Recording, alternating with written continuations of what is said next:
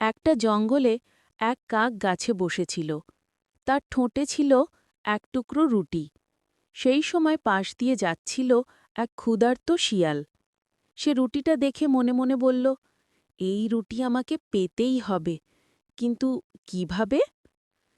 শিয়াল একটু ভেবে কাকের দিকে তাকিয়ে বলল, আরে কাকদাদা, তোমার পালকগুলো কত ঝকঝকে কালো, তোমাকে দেখতে সত্যিই দারুণ লাগে। শুনেছি তোমার গলার আওয়াজও নাকি খুব সুন্দর। যদি একবার গান গাইতে, আমি সত্যি আনন্দে ভরে যেতাম।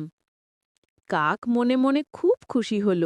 সে ভাবল, আমাকে এত সুন্দর বলছে, তাহলে গান শোনাই। গান গাওয়ার জন্য কাক মুখ খুলল, কিন্তু ঠোঁট খুলতেই রুটি নিচে পড়ে গেল। ফট করে শিয়াল রুটিটা তুলে নিল আর হেসে বলল, হা হা হা হা, প্রশংসায় ভুলে গেলে? এখন রুটি আমার পেটে যাবে।